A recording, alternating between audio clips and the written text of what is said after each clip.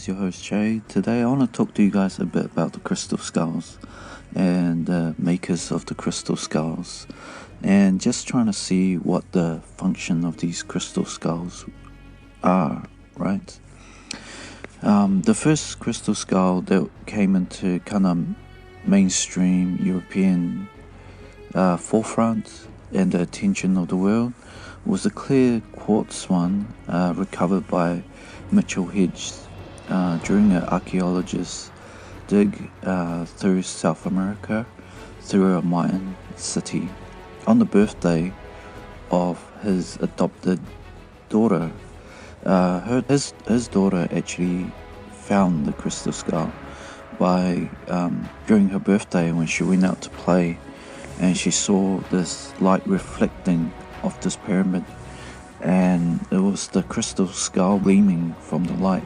As it hit the light, it reflected back to Mitchell Hedges' stepdaughter, and she managed to find the location of the skull. So let us begin. In my mind's eye, I've seen ancient battles taking place with psionics, where the ground shook, storms are summoned and controlled, and lightning and blizzards are directed by powerful beings. When they wage war, they can warp the fabric of reality. I've seen you in my mind's eye. Here begins your journey to remember who you are. After they found the crystal skull, Mitchell Hedges actually gave the crystal skulls back to the villagers that lived close to where the crystal skull was found, as those people would have been the direct descendants of the crystal skulls. The elders of the village actually took the skull and decided to give it back to Mitchell Hedges as a reward for all the hard work that he's been doing. And archaeologists find to unearth a lot of the Mayan lost cities and also artifacts, and also research into the Mayan, history.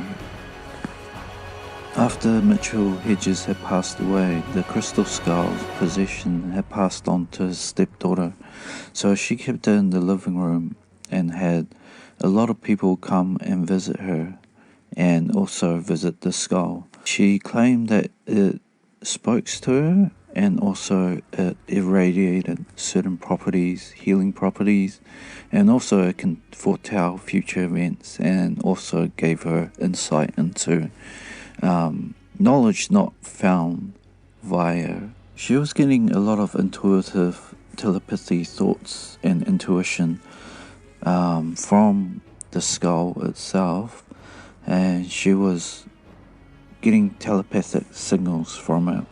So she had healing properties from the crystal skull, telepathy, and also insight not obtainable by physical means. And not long after, there was a psychic, a very, very intuitive psychic, I'm guessing a natural psychic, by the name of Carol Davis. She had been helping the police identify unsolved mysteries, and she was able to solve them quite regularly.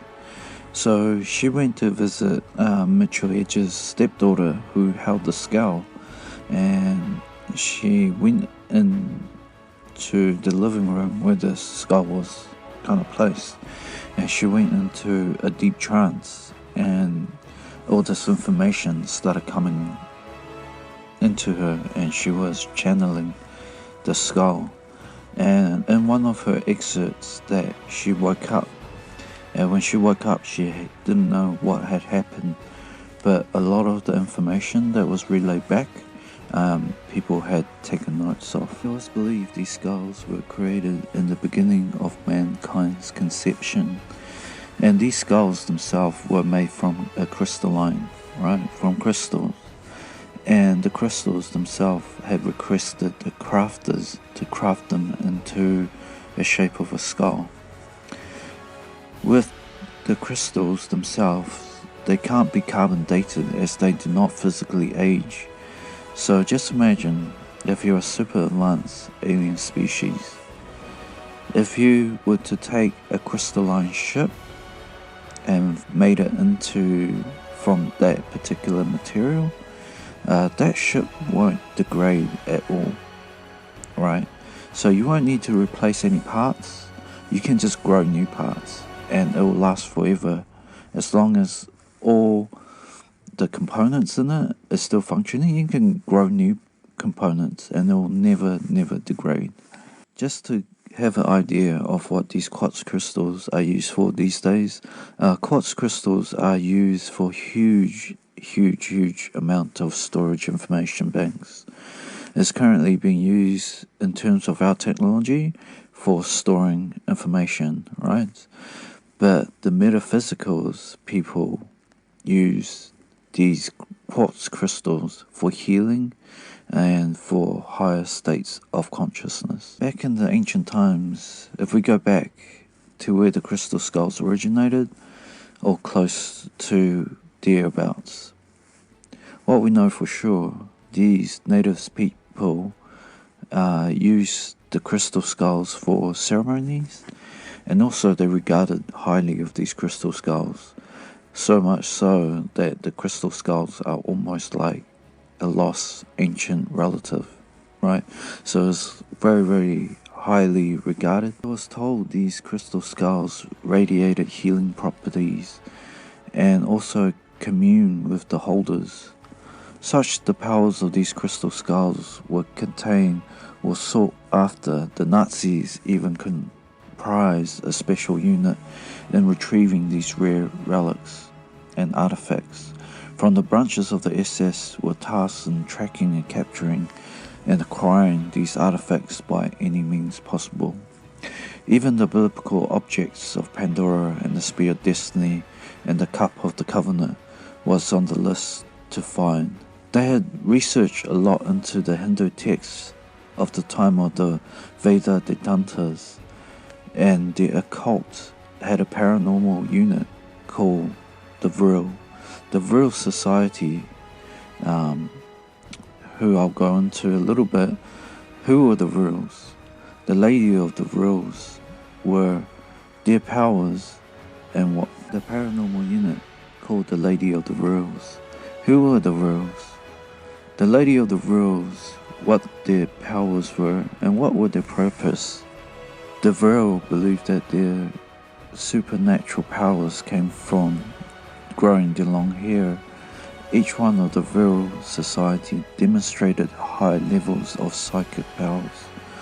One such was the leader, a channeler. She began retrieving telepathic messages on instruction of building advanced spacecrafts, especially ones that are saucer-shaped. Wars were even being fought over these skulls, who led to rise and falls of each civilization. It was rumored that Hitler himself even possessed one of these skulls to perform his great oratorial skills. Okay, let's go back and see what we know about these crystal skulls, right? They have the power to draw from their psychic field and offer healing, so it's vibrating at a healing resonance. Another property of another skull, if that skull is found, it can locate all the other skulls. It draws all the other skulls into the location of the skull that is found. So it's like a beacon to all the other skulls and all the other skull holders to come to this location. And another skull allows a proxy skulls to be act as a simulacrum. It allows interfacing with the original skull with proxy skulls.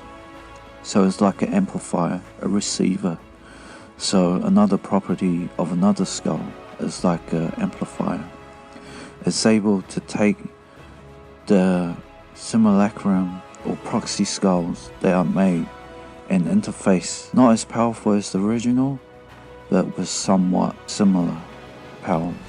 And another fact that they discovered is that the crystal skulls were all carved against the grain of the crystal. And another ability reported by holders of these skulls was the ability to see into the future and also the past. It allows the preservation of the holder and the skull itself. It warns the holders of impending dangers. Let's go back to the makers of these skulls, as the 13 of these skulls were made, each with different effects and each with different abilities. These 13 creators, as understood, could be much older than the Aztecs, than the Mayan civilization, could even predate Atlantean times. The knowledge of these 13 were the ascended masters that met in the dream state in astral form and commune, each one of them to wear together and draw each other in essence of passing their knowledge and their ability and their powers, and imbued it into the skulls of their essence, where it was locked into the crystals to all their consciousness to split between the physical and non-physical, as information was gathered from the realms of the non-physical, much like intuitive sense, and a storage into the crystal skulls. Then the essence of the vibration and the heart resonance of the Creator was imbued into these crystal skulls, making them a simulacrum of the original Ascended Master. How did I come to this conclusion of this? All the skulls that have been found, each one of them had a unique ability and certain personality to them. They had their own names given to them not by choice of the founder or the holder, but by the skulls themselves, by telepathy means that they communicated to the holders. The skulls themselves only seems to transfer information to very powerful intuitive psychics of way of channeling, so powerful that the psychic is overwhelmed by the crystal skull and forced into a hypnotic trance-like state, such as the channeler would do, but in a non-voluntary way. The state of that is generated via the psychic becomes a high gamma state. The brainwave state of the psychic starts to generate a high gamma state. It means the crystals themselves are pulsating some sort of an energy field, an auric field that envelops people that are sensitive to it. The makers of this crystal skull would have understood the vibration and frequency that is able to generate this specific resonance that can be imbued into the skulls itself, and the crystals seem to just as a container, an essence of the knowledge that is stored into the skull, but the true containment is the vibration and the essence of the masters. What is understood at these times, the masters were able to walk and meet in dream time, much as the same as the Aboriginals that inhabited Australia were able to do. Some still are able to do these days as a way of gathering and meeting. They have a tradition that they do. The tradition is called walkabout, where a person is in solitude and walks in deep meditation state, usually a rite of passage where a person is taught to gather knowledge from the essence of his ancestors and to be able to transform into an awakened state. Let's have a look at the age of the civilization coincide with the making of these skulls, most likely pre-Mayan and maybe even pre-Atlantis. The day of Atlantis, where it fell, South America and also parts of Spain would have been dead center of where Atlantis, where the island would have been.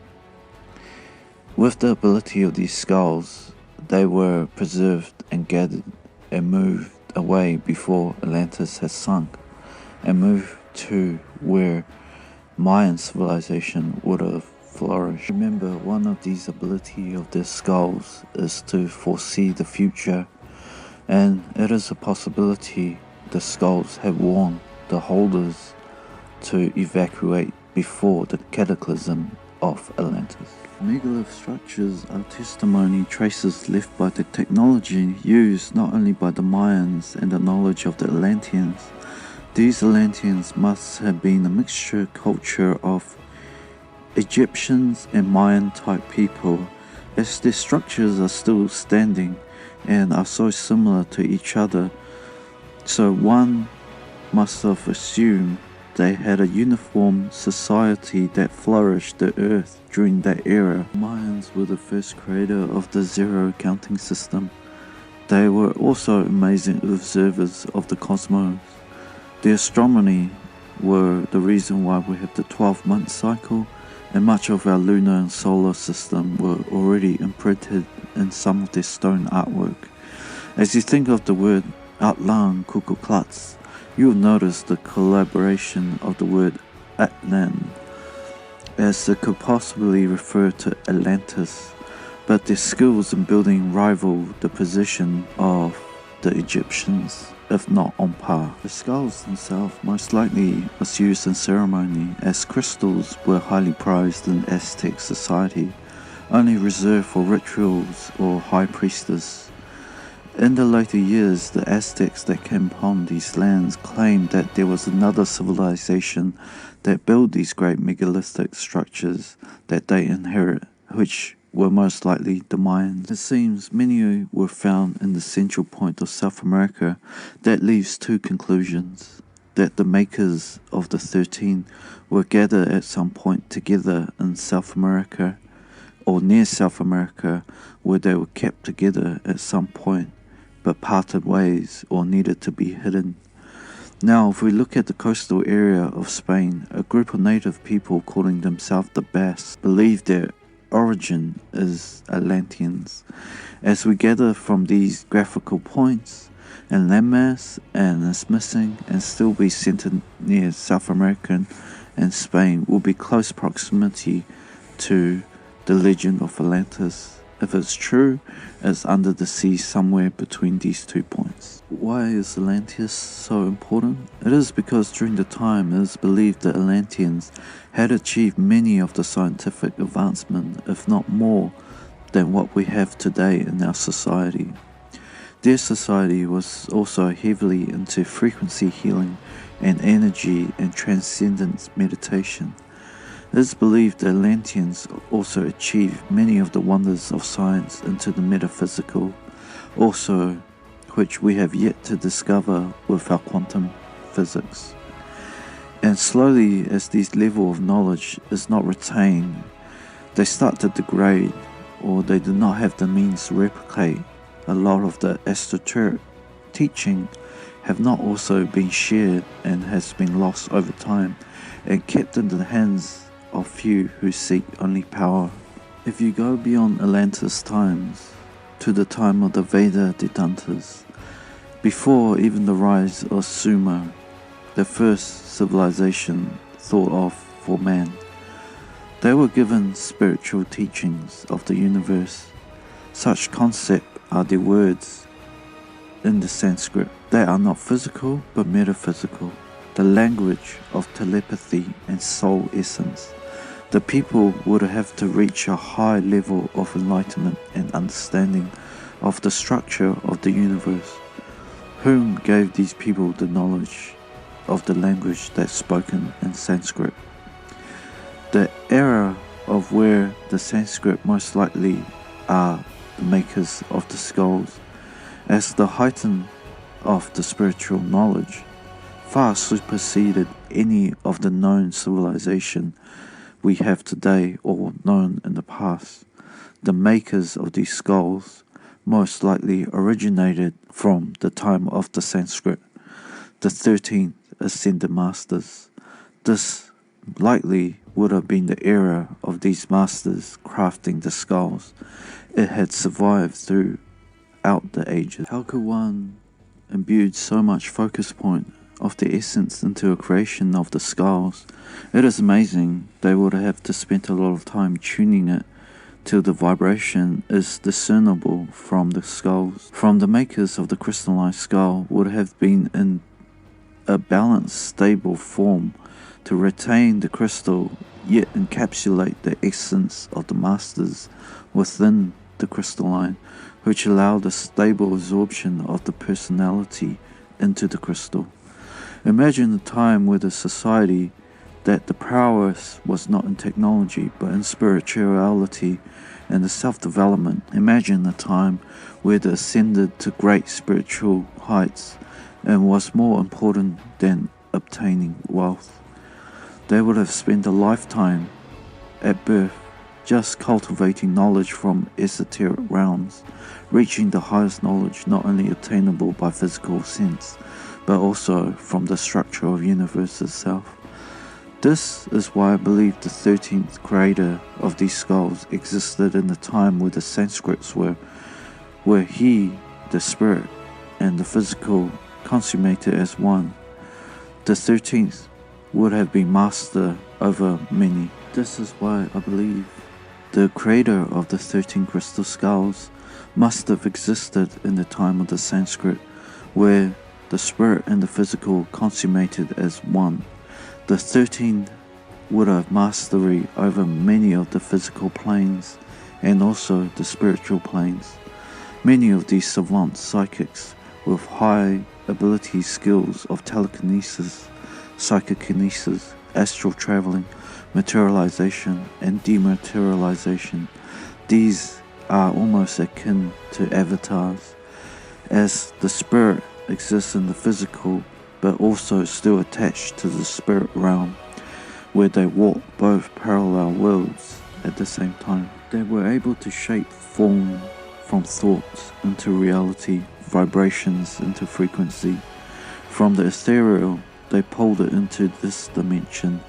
Even the power of these skulls still radiate from each of the 13. Each of the 13 masters with their unique abilities and frequency. It calls out to similar masters to awaken them, to bring these skulls together and function as one. Who are these avatars? Or what are these avatars? The Sanskrit for avatar is literally, it means the descendant, the significant parent of a deity on earth. The word usually translates into English as incarnate, or better appearance as manifestation.